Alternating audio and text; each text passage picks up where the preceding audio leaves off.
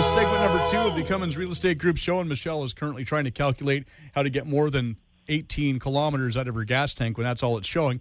You keep working on it. See if you can get your gas mileage up a little bit, Michele. I'm going to have to run or jog or, I'm going to get really healthy here real soon. Your car, I find you're coasting a lot in neutral for some reason. I refuse to fill up at $1.72. What? Like, that's crazy. You know what? I was thinking the other day, I remember when I was going to broadcast school back in 1999, so I know I sound like an old man now. We had a bit of a gas war in Vancouver for like 6 months, and gas in Vancouver was $39.9. Oh, my. In 1999. It was $39.9, which I believe was about the same price when I was working in a gas station in like 1991, 92. It was like $39.9 back then. So we're now a lot more expensive than that. That's almost like a rhyme. Like, that could be a country song. It could be. I used to pay gas at what was that, $39.9? $39.9, yeah. $39.99. Well, tell you what, go talk to your husband, give him a task to do, and then tell you what, I want a credit, even though I've done nothing but bring up a gas price. That's right. We need a song about gas prices today, I'm telling you. Yeah, well, it's going to just push people, I think, to buy those electric cars at this rate. But this isn't a show about cars. This is not like Top Gear on the radio or something, although that would be fun. No, this is about real estate. And I know you had something else we wanted to talk about. Yeah, and if you have more than your primary residence and you have investment properties, you might want to sell them, no, not for a new home, but maybe to just pay for your gas for your vehicle. That's right. But this segment here, we're going to talk about being all serious here. Can you sell more than one investment property to buy a new home? And, you would think, of course, the answer is yes. But there's more to it than just the answer yes.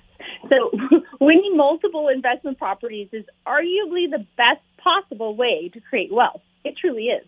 Because there's never a shortage of people looking for a place to live. It's a relatively safe investment, especially in our area of the Lower Mainland, Fraser Valley, and Greater Vancouver area. With real estate, it's usually possible to generate a positive or at least neutral cash flow. And since the value of properties almost always increases, you can be sure to turn a significant profit. When looking to upgrade your primary residence, selling off investments is a superb way to fund your purchase without incurring heavy debt. The question is, should you sell multiple properties to upgrade your family home? Well, maybe it's better to use the equity you've built and take out another mortgage. You wonder these things. Of course, you will talk with your financial advisor. You will talk with your mortgage broker, and you will talk with your realtor, namely Michele Cummins at MicheleCummins.ca. As with any financial decision, both scenarios have advantages and disadvantages. You want to look at them both. If you take on more debt, you'll have to pay interest on the loan. Increased debt also raises your debt-to-income ratio, which may make it harder to obtain financing when you want in on a new investment opportunity. The advantage of selling multiple investments, let's look at that because that could be key. When you sell your investments to buy a new primary residence, you may be able to afford a cash purchase. In the case of a bidding war, which we have been seeing for the last how many years? Oh, crazy. A cash offer is extremely attractive to sellers. Some developers may even offer a discount or other concessions on new build homes. However, selling a few of your investments gives you more than an influx of cash flow. You also have more free time to spend with your family doing the things you love. Fewer properties to manage means fewer headaches and more peace of mind. Trust me, I know. The downfalls of selling your investments. Let's look at those. The most immediate disadvantage is the loss of income that your investments generate. The more properties you sell, the more income streams you lose, not to mention the loss of generational wealth for your children and grandchildren. And let's not forget the dreaded capital gains tax. Investment properties aren't covered by the primary residence exception, which means you have to pay tax when you sell them. Even this has good news and bad news. The good news is that the government wants you to invest your earnings back into the economy. So only 50% of your gains are taxable. The bad news? You have to pay tax on the other 50%. I was just speaking to a client about this a few days ago. To make the math easy, let's say you bought an investment property for $1 million.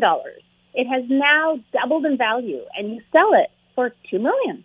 You have just made a profit of $1 million. And at 50%, $500,000 is now subject to that capital gains tax. This means adding $500,000 to your income for the year, which can hurt come tax time. You have even more profit when you sell multiple properties and will get hit even harder. But take heart.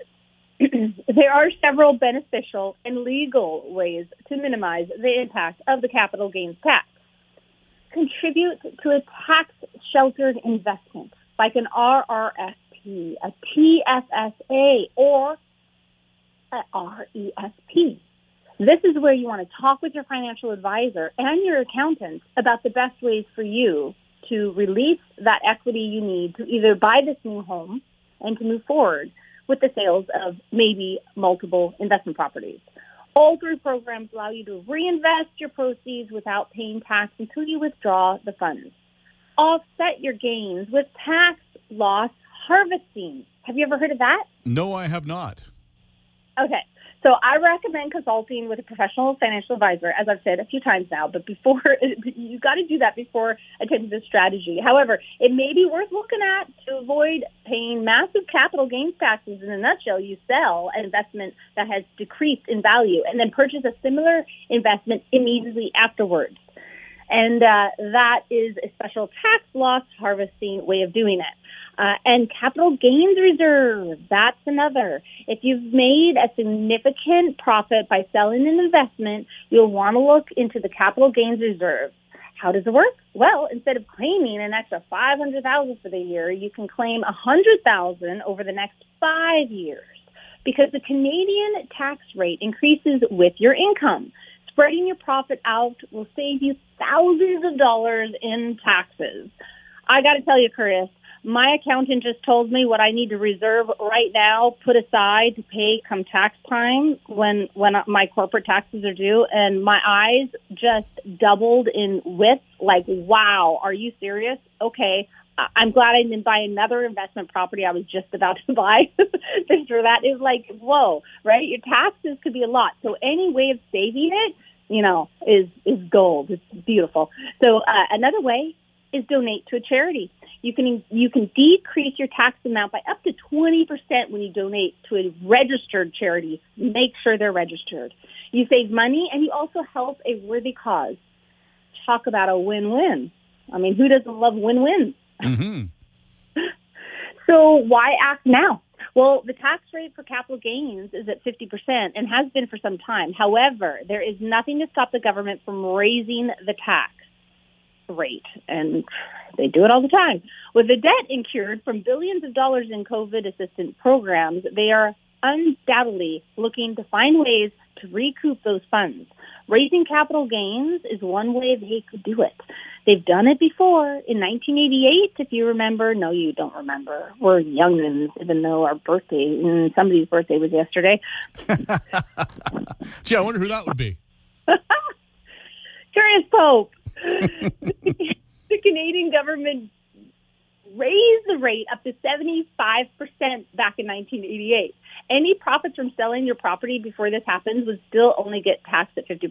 So selling off some of your investment properties might be the best way to fund your new dream home, but it isn't a decision to make lightly. It's always best to consult, like I mentioned, with your real estate agent and experienced investments financial advisor before taking any actions.